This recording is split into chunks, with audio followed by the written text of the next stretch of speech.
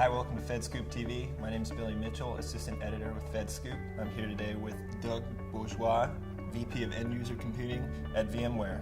How are you doing today, Doug? Great, thank you. Today we're at the FedScoop 6th Annual Lowering the Cost of Government with IT Conference, and I wanted to talk to you a little bit about, obviously, lowering the cost of government with IT. From your perspective, what are the immediate opportunities today that agencies can lower their costs with IT? Well, the good news is there's still substantial opportunity to continue to lower the cost of government with IT. I think the first that comes to mind, and it's pretty substantial in its potential, is the software-defined data center.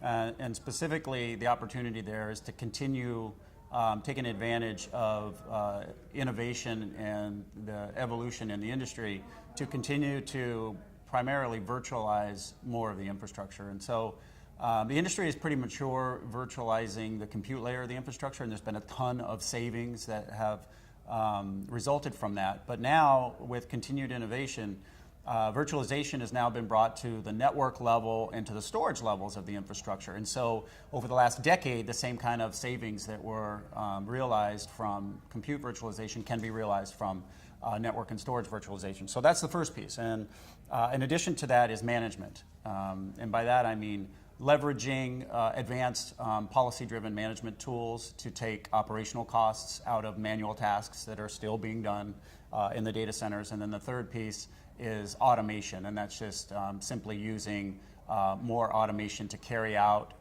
more complicated multiple process workflows in the data center. And those three things in combination, I think, provide a substantial cost savings opportunity still across all the industry. Absolutely. And then, in terms of open data, that's a big cost saver that we're seeing throughout federal government. Do you see ways that that's driving efficiency and even adding value to the taxpayers? Well, I think it does. I think open data, in some ways, we're still learning what the potential is with open data, but I see two clear opportunities for benefits from open data. The first and probably the most obvious one is transparency. So by providing through open APIs access to government data, the public has an easier opportunity to look at the data, not just see it in the format and the reporting structures that the government wants to provide it, but crunch it in their own ways, right? So that's one. And the second, and I think the most valuable from an economic standpoint, is open data is a substantial engine to drive innovation. And I'll use the NASA challenge.gov example, right? So where, and I think that's probably the best example of using open data to drive innovation, where NASA has numerous challenges associated with their unique mission, and they leverage that site and open data initiatives to invite the public and whoever associated with the public, research scientists and students and just general members of the public and so on and so forth to participate for a prize, right? And so it provides incentive for them, but also provides access to the data that they need to solve problems that allows NASA to perform its mission more efficiently and more effectively. The golden rule of lowering the cost of government in IT and all this efficiency seems to be do more with less. Do you think that as agencies strive to do that they're missing the best value as far as IT goes? And if so, is there any way that during the acquisition process that they can make sure that they are getting the best value? Yeah, I think that, there's a couple of key terms you use there in the question.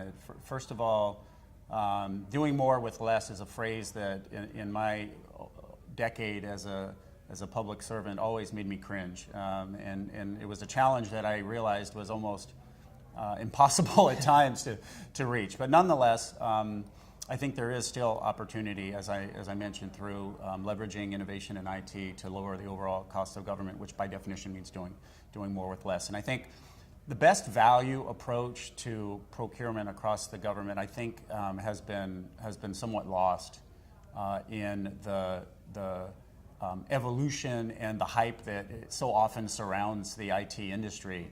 And I think part of it is in the training and lack of understanding of the technology people that are involved in the contracting process. And I think in other parts, it's a lack of focus on that particular aspect in the contracting community in general. And I think the bottom line is that there's a gap between the two still, and it's a never-ending kind of a challenge, but it hasn't been satisfactorily addressed yet. And I think things like continuing to streamline the acquisition process with technology and the capabilities and innovation in mind of what technology has to do and capabilities that it has to offer today, training for the employees on both sides of the equation, and then incentives. The contracting people and the technology people need to be incentivized to leverage best value types of acquisitions. And I think right now there's definitely the pendulum has swung to lowest cost, best technical, acceptable. And as several people have pointed out, there's certain circumstances where that presents substantial risks to the organization that aren't necessarily taken into account. And then just ask you to look into the future a little bit. In the next 5 to 10 years, what do you think the federal IT ecosystem is going to look like? And do you think that pursuit of lowering the cost will still be there? Will the costs be higher? Do you have any kind of idea? I would say, I don't want to sound cynical, but in my lifetime, I don't think we'll ever see a cultural shift away from trying to drive costs out of the IT equation. As the industry continues to evolve, there's more and more capabilities that are brought to the table, and people spend more on that. They buy new things that they didn't buy yesterday, so that by definition puts upward pressure on the budget. But I do see the industry evolving. I think in the future, as I started with the software-defined data center, we see a world that's much more virtual than it is today, and that will bring substantial additional benefits that are really not very well understood right now. For example, a more virtual world is more abstracted, meaning the software stacks and applications are not connected to the physical world anymore, the infrastructure that they run on, which provides a lot of interesting capabilities, like the ability to move things around fairly easily. Mm-hmm. So portability becomes easier, cycle times become reduced, performance improves, and service levels are easier to achieve. And I think in that respect, the world becomes more automated. It becomes more mobile as a result as well. And as you know, that's a substantial high growth area right now. And by definition, being able to migrate and separate applications and data and run them across a distributed environment means that it's just that. It's much more distributed to support the mobile use cases. So I think things are going to evolve architecturally very substantially over the next decade. Well, thanks, Doug. Thanks for joining us here today. And my name's Billy Mitchell with FedScoop TV. Thanks for watching.